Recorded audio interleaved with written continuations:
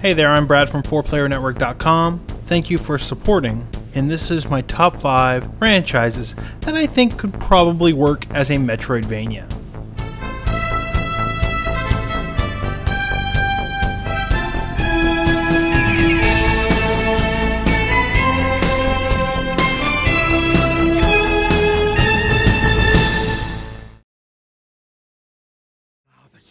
My number 5 is a franchise that I don't necessarily love like a lot of other people, and maybe that's kind of why this is on the list. God of War is a series that has had a handful of entries now. They've all more or less been the same type of game, and I think it's time for something new, and that's why I think God of War is a good fit. I have some pretty fond memories of playing the original God of War and appreciating some of the slower moments where Kratos is kind of like moving some blocks around and solving some puzzles to unlock like a door, or diving down into some water and swimming around. It wasn't always a crazy set piecey, over the top, I'm gonna kill a god in every 2 seconds of this game action game. So I feel like the core tools of what you need to make a good Metroidvania are there.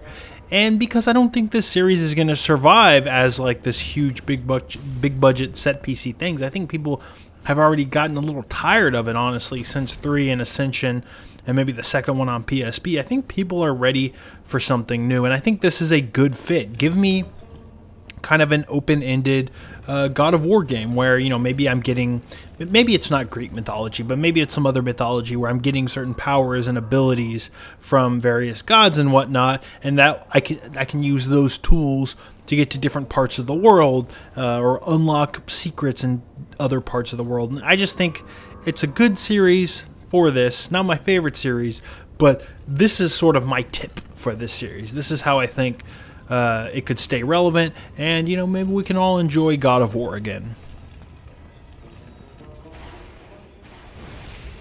My number 4 franchise that I think should be turned into a Metroidvania isn't even a franchise. It's a little more broad than that. It's an entire genre. I'm not going to name a specific franchise because I don't know. I mean, I think any of them could branch out. And what I mean is I would like to see them kind of evolve into something a little more open and a little more cohesive with a little more sense of progression. My problem with this genre, and the reason I never played these games, is because I feel like they haven't evolved since its inception. Like even today, shoot 'em ups coming out are pretty much your relatively standard level-based, you know, very arcadey style, you know, get through this level, beat the boss, get through this level, beat the boss, you know, and until you do 5, 6 or so stages and you're done. You're done. And that's the thing is, there's like inherently satisfying mechanics in a lot of these games in this genre. It's fun to kind of weave in and out of bullets and you know, just shooting things with really powerful lasers and stuff. But let's get crazy. Let's do something where, you know, now if I get a power up, I can fly to a certain part of the world that I can kind of maybe backtrack to and use an ability to get through like a gate or something that I couldn't get to before. Just something, maybe I just want a better sense of progression and like permanence to a lot of the things that are happening in these games. You know, I think your classic shoot 'em up is a fine thing, and I think they should still exist, but it's the one genre where I don't see, you know, experimentation a lot, and I think it would be a really good fit. You know, it's one of the reasons I'm excited for that game, and because I know that is a Metroidvania where you have a ship, but let's see an entire ship-based game where you have a cohesive world with backtracking and stuff. I think it could be really cool.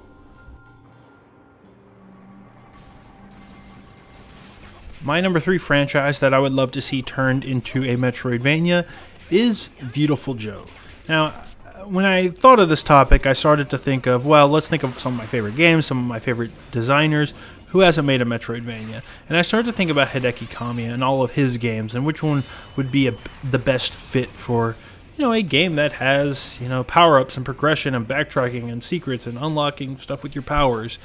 And I immediately thought of Beautiful Joe because I think Beautiful Joe, of all his games, has the best set of powers and abilities.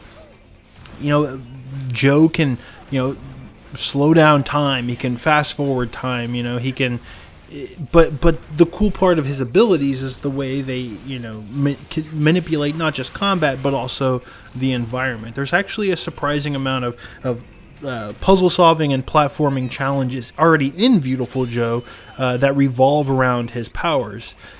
And the reason I think it's a good fit is because it already has a lot of the elements that I think a Metroid game would need. But Beautiful Joe is a very straightforward linear action game. In fact, I had a lot of frustration in Beautiful Joe with the, you know, the inability to kind of go back and play previous levels with some of the power-ups and stuff that I have already obtained. I've always kind of wanted to do that, and I really do think that this is a great character, a great set of abilities that could, you know, tie to, you know, opening up a world and having access to you know, various areas and secrets, especially, and upgrades, you know, instead of just kind of racking up points and buying them from a store. I think there could be so much more to this series. Hell, I would love Beautiful Joe just to come back, but I think this would be the perfect way to bring it back.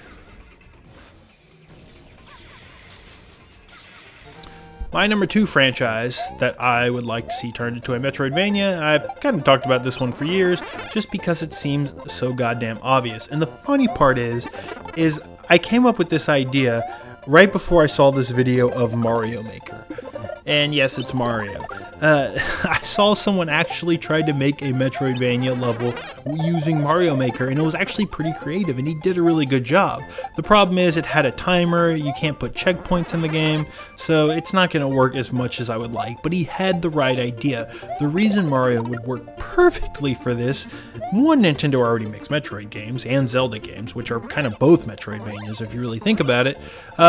It's that Mario gets all these crazy awesome power-ups, you know, they range from simple to, like, you know, throwing fireballs, but, you know, to power-ups that are like your typical late-game Metroidvania power-ups, like something like the cape from Super Mario World would be a great late-game power-up.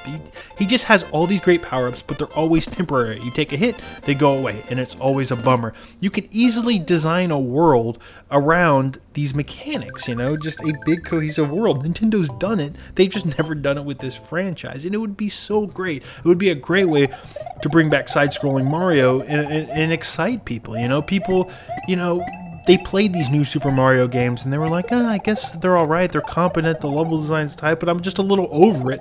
This would be the way to do it, you know? I think Nintendo might be looking for some ideas to do a normal kind of campaign of Mario after Mario Maker, especially in 2D. I think maybe this is how you do it. It's a perfect fit. I've wanted it for years. Come on, Nintendo, do it. My number 1 franchise that I would like to see turned into a Metroidvania is a franchise that is probably going to need some fresh ideas anyway. It is Metal Gear Solid. Now, let's talk about this for a second. Metal Gear Solid 5 comes out soon. It's this big open world thing. That's great. It costs like $100 million, all in all, probably. I think maybe this series is ready for a kind of, not a reboot, but just something fresh and new, and probably smaller scale, smaller budget, with somebody at the helm, with somebody new at the helm.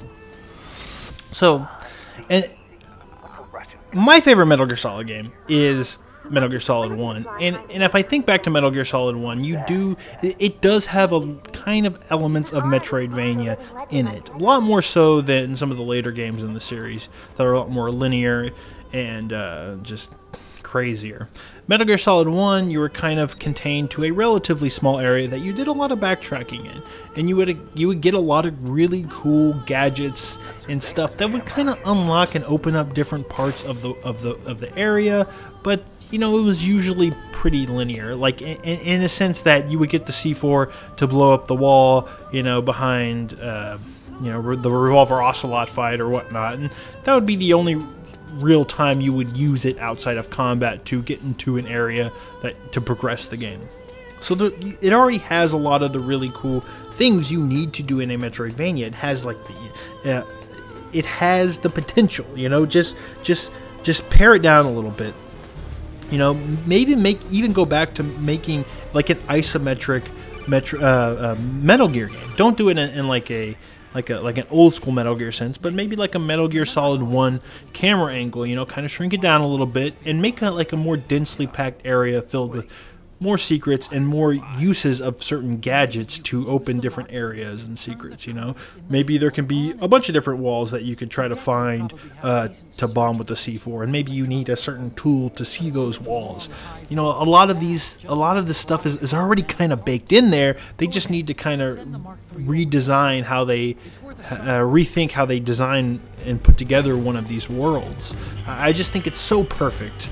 So perfect for this formula, and I don't think they can do another game like Metal Gear Solid 5 in the near future, or even Metal Gear Solid 4. You know, Lara Croft and the Guardian of Light kind of prove that, hey, you can take something that's still very Tomb Raider and kind of flip it on its head, do something that feels very different, but have it, you know, still be very, you know, spiritually in that series. And I think you could do something like that with Metal Gear, maybe on a slightly bigger scale than that, but, you know, the core tenets of what make a Metroidvania are all there, and I think this is the perfect series to do it, and that's why it's my #1 series that I think would be perfect to be turned into a Metroidvania.